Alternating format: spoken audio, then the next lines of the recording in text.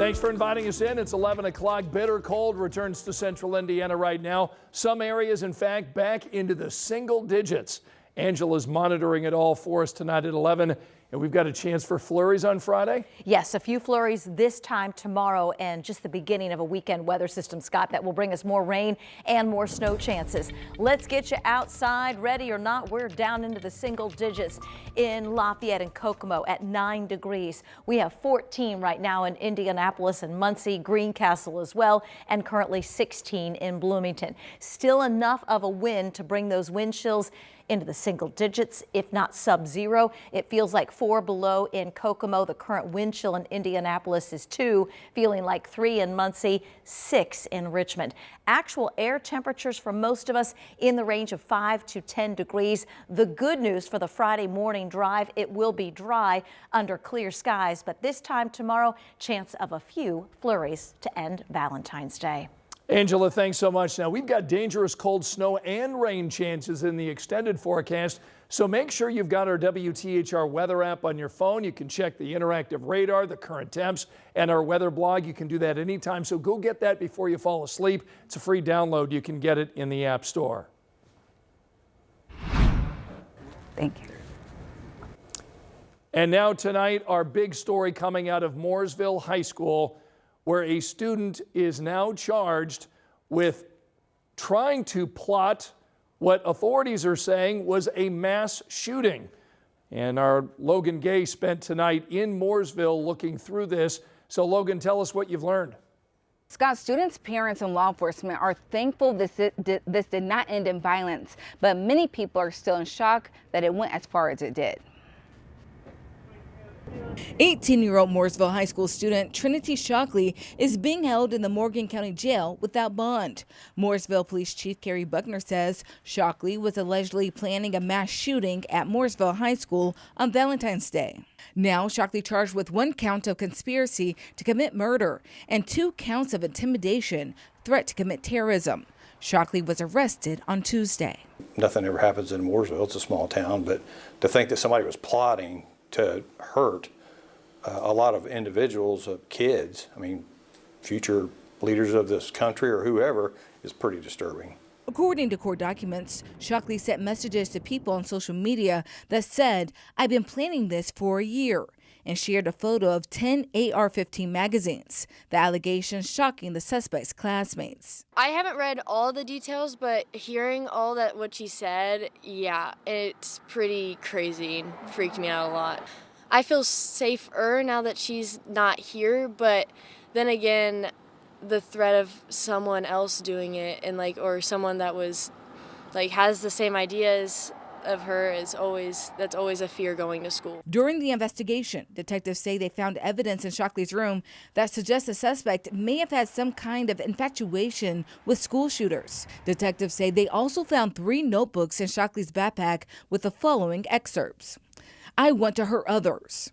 Becoming the worst version of myself hurts, but this needs to be done." The pictures in her room they look like family photographs, like you would put of your kids, but they were all of people that had committed mass shootings. She had buttons on her backpack with the faces of the mass shooters in them. Aaron Wilson has 2 kids who attend Mooresville High School. He says he wishes the school would have alerted parents earlier, but he says he's focusing on being thankful for the person who reported it. You know, whether she intended to carry it out or not, they weren't willing to take that risk, and I'm very, very thankful for them doing so. Now Wilson is making sure his kids have the tools to handle whatever life throws their way.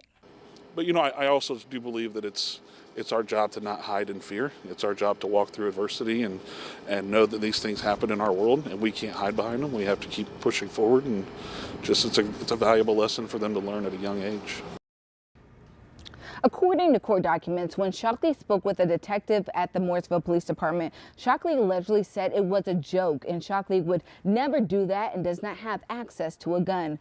As for the father I spoke to, he says he's keeping his kids home tomorrow just so they can clear their minds and start the next week off fresh. All right, Logan Gay, thanks so much. The person charged in this case has been in the news before as the victim in a drunk driving case. So back in 2022, police say someone hit Shockley while they were getting on the school bus at the age of 15. In court documents, police say Shockley told them, about being bullied after the crash and threatened for years. Right now, we're taking a deeper dive into the court documents in this case. You can find this online. Plus, you can read the full statements from the FBI and Mooresville schools, all on WTHR.com. New tonight, we're working to learn what led to that shooting on the far west side of Indianapolis. All of this happening within the last few hours on Timberwood Drive, which is near 10th and Raceway. When officers got to the scene, they found an 18-year-old man with injuries. First responders took him to the hospital. We're told he is stable right now. Tonight, relief for residents in a fury over flurries. Indianapolis Mayor Joe Hogsett and the City County Council announcing a plan to clear snow off all residential streets the rest of this winter. That's if it amounts to 4 inches of snow or more. But this is just a temporary fix after the city's plowing protocols sparked frustration earlier this year. Side streets left snow covered when more than 11 inches fell back in January. Our Marion County reporter Lauren Kostick has been leading this coverage for us, and tonight she explains why a vote on a permanent solution was just put on ice. The proposal to change the city's snow policy was supposed to be heard during the Public Works Committee, but is now being postponed to next month as the administration pushes out an interim plan. Just an hour and a half before councilors took their seats, Mayor Joe Hogsett and Council President Postal posted a statement instructing DPW to now plow residential streets when it snows 4 or more inches. It comes weeks after 13 News discovered more than 1,000 miles of residential roads were not part of the city's plowing policy, leaving residents to dig out themselves. But that's where Proposal 69 comes in. Last week, Councilor Jared Evans introduced it, requiring DPW to come up with a new policy. But a close vote on Thursday by the committee delays a discussion on that permanent fix. So all those in favor say aye. Aye. Opposed say nay. Nay. Those in support citing the need for more time and the recent hire of a new DPW director. But Republican Councilor Josh Bain strongly disagreed. A lot of us didn't really even get a heads up that we were going to be doing that. You would think after last month's committee meeting and all the feedback that councilors received from our constituents that we would have acted on something tonight. However, Chairwoman Kristen Jones calls the interim plan a win as councilors and the administration work toward a long-term solution. Once you get that ordinance, it's not as flexible as an internal policy. We want to make sure that we get it right. We don't want a worthless piece of paper. We want to make sure that it is a good, solid policy for the citizens of Indianapolis. As for the proposal, the Public Works Committee plans to review and vote on it during its next meeting in March. At the City County Building, Lauren Kostick, 13 News. New tonight at 11, Indiana lawmakers are now launching an investigation into the troubles at the U.S. Postal Service hub here in Indianapolis. Now, this is a story we've been covering extensively this year. We've reported on several complaints about lost or delayed packages. And now every member of Indiana's congressional delegation has signed a letter written by Representative Jefferson Shreve to the U.S. Postmaster General. In that letter, it demands an explanation about the causes of the delays and steps the Postal Service is now taking to address them. You can read that entire letter right now. We've got it posted for you on WTHR.com. Tonight, we're getting new insight on why Hamilton Southeastern schools are now opening up enrollment to kids outside the school district. Essentially, this all comes down to money. This is a story we first reported last night here on 13 News at 11. HSE, for the first time, is allowing out-of-district families to apply for a transfer.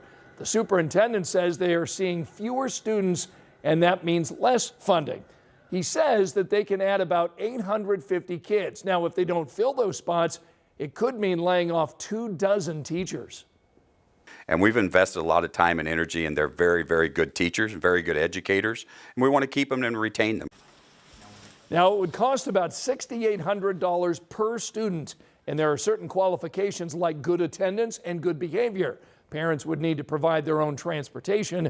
That application process opens up on February 21st.